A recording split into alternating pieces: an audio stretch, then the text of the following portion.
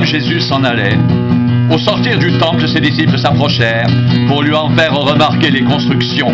Mais il leur dit, « Voyez-vous tout cela? Je vous le dis en vérité, il ne restera pas ici pierre sur pierre qui ne soit renversé. » Il s'assit sur la montagne des Oliviers, et les disciples vinrent en particulier lui poser cette question. « Dis-nous, quand cela arrivera-t-il? Et quel sera le signe de ton avènement et de la fin du monde ?» Jésus leur répondit, « Prenez garde, que personne ne vous séduise, car plusieurs viendront sous mon nom disant, « C'est moi qui suis le Christ. » Et ils séduiront beaucoup de gens, vous entendrez parler de guerre et de bruit de guerre. Gardez-vous d'être troublés, car il faut que ces choses arrivent, mais ce ne sera pas encore la fin. Une nation s'élèvera contre une nation, et un royaume contre un royaume, et il y aura en divers lieux des famines et des tremblements de terre. Tout cela ne sera que le commencement des douleurs. Alors on vous livrera au tourment, et l'on vous fera mourir, et vous serez haïs de toutes les nations à cause de mon nom. Alors aussi, plusieurs succomberont, et ils se trahiront, se haïront les uns les autres. Plusieurs faux prophètes s'élèveront, et ils séduiront beaucoup de gens. Et parce que l'iniquité se sera accrue, l'amour du plus grand nombre se refroidira. Mais celui qui persévérera jusqu'à la fin sera sauvé. Cette bonne nouvelle du royaume sera prêchée dans le monde entier pour servir de témoignage à toutes les nations. Alors viendra la fin.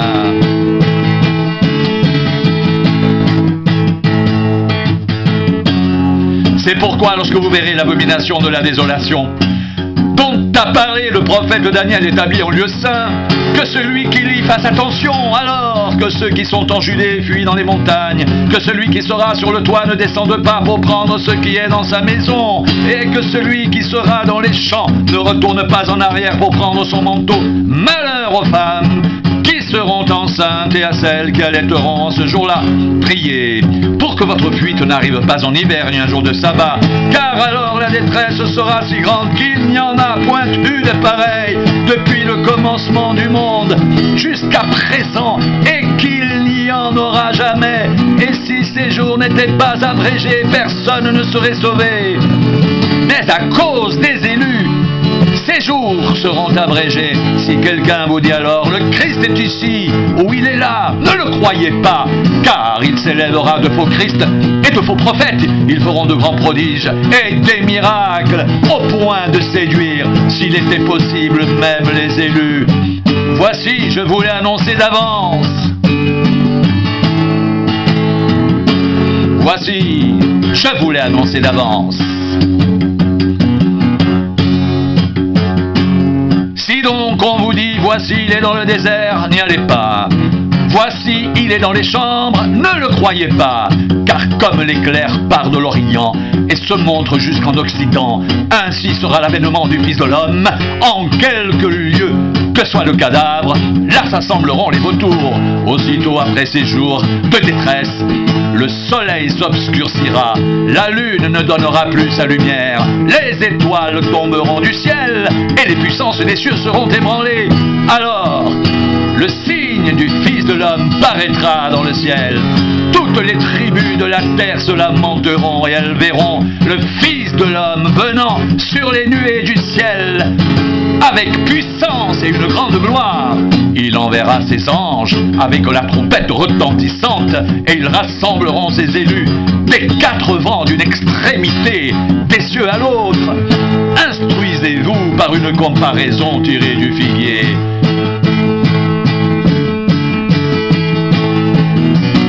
Dès que ses branches deviennent tendres et que les feuilles poussent, vous savez que l'été est proche. De même, quand vous verrez toutes ces choses, sachez que le Fils de l'homme est proche à la porte. Je vous le dis en vérité, cette génération ne passera point que tout cela n'arrive. Le ciel et la terre passeront, mais mes paroles ne passeront point. Pour ce qui est du jour et de l'heure, personne ne le sait, ni les anges des cieux, ni le Fils, mais le Père seul. Ce qui arrivera du temps de Noé arrivera de même à l'avènement du Fils de l'homme.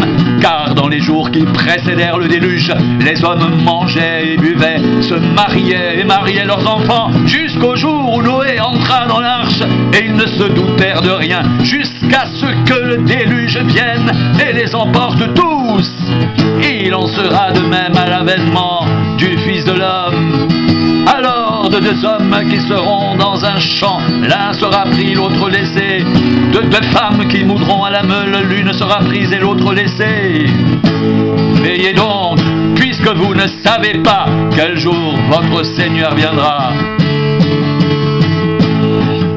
Sachez-le bien, si le maître de la maison savait à quelle veille de la nuit le voleur doit venir, il veillerait et ne laisserait pas percer sa maison.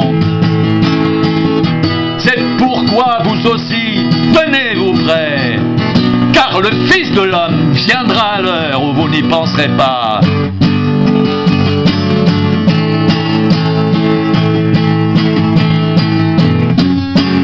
Quel est donc le serviteur fidèle et prudent que son maître a établi sur ses gens pour leur donner la nourriture au temps convenable?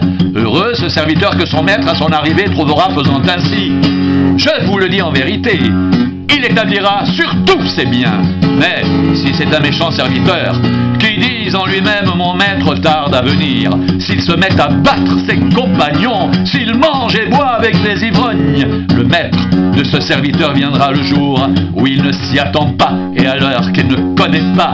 Il le mettra en pièces et lui donnera sa part avec des hypocrites. C'est là qu'il y aura des pleurs et des grincements de dents.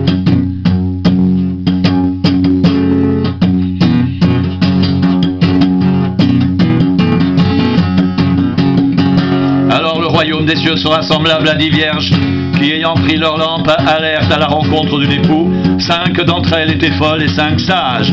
Les folles, en prenant leur lampe, ne prirent point d'huile avec elles, mais les sages prirent avec leur lampe de l'huile dans des vases. Comme l'époux tardait, toutes s'assoupirent et s'endormirent. Au milieu de la nuit, on cria: voici l'époux, allez à sa rencontre. Alors toutes ces vierges se réveillèrent et préparèrent leurs lampes. Les folles dirent aux sages: donnez-nous de votre huile, car nos lampes s'éteignent. Les sages répondirent: non, il n'y en aurait pas assez pour nous et pour vous. Allez plutôt chez ceux qui en vendent et achetez-en pour vous. Pendant qu'elles allaient en acheter, l'époux arriva. Celles qui étaient prêtes entrèrent avec lui dans la salle des noces, et la porte fut fermée. Plus tard, les autres vierges vinrent et dirent: Seigneur, Seigneur, ouvre-nous. Mais il répondit: je vous le dis en vérité, je ne vous connais pas. Veillez donc, puisque vous ne savez ni le jour ni l'heure.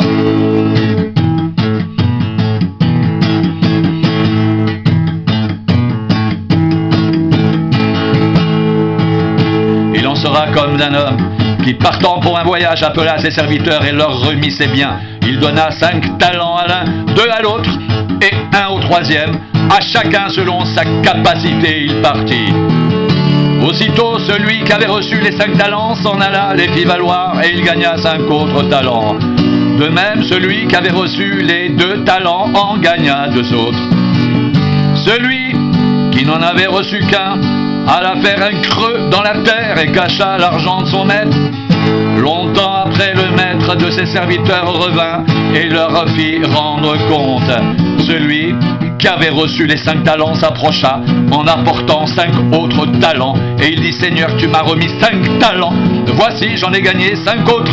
Son maître lui dit: c'est bien, bon et fidèle serviteur, tu as été fidèle en peu de choses, je te confierai beaucoup, entre dans la joie de ton maître. Celui qui avait reçu les 2 talents s'approcha aussi et il dit: Seigneur, tu m'as remis 2 talents, voici j'en ai gagné 2 autres. Son maître lui dit: c'est bien, bon et fidèle serviteur, tu as été fidèle en peu de choses, je te confierai beaucoup, entre dans la joie de ton maître. Celui qui n'avait reçu qu'un talent s'approcha ensuite et il dit: Seigneur, je savais que tu es un homme dur, qui moissonne où tu n'as pas semé et qui amasse où tu n'as pas vanné. J'ai eu peur et je suis allé cacher ton talent dans la terre. Voici, prends ce qui est à toi. Son maître lui répondit: serviteur méchant et paresseux, tu savais que je moissonne où je n'ai pas semé et que j'amasse où je n'ai pas vanné. Il te fallait donc remettre mon argent au banquier et à mon retour, j'aurais retiré ce qui est à moi avec un intérêt. ôtez-lui donc le talent et donnez-le à celui qui a les 10 talents. Car on donnera à celui qui a, et il sera dans l'abondance. Mais à celui qui n'a pas, on ôtera même ce qu'il a.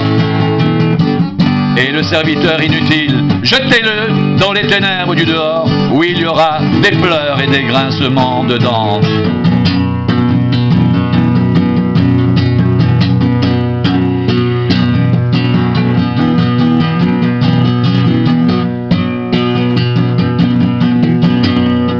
Veillez donc, puisque vous ne savez ni le jour ni l'heure.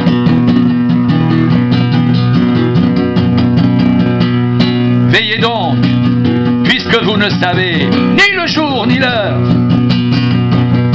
Veillez donc, puisque vous ne savez ni le jour ni l'heure. Veillez donc, veillez donc, veillez donc, puisque vous ne savez ni le jour ni l'heure. Veillez donc, puisque vous ne savez ni le jour ni l'heure. Veillez donc, puisque vous ne savez ni le jour ni l'heure. Veillez donc, puisque vous ne savez ni le jour ni l'heure.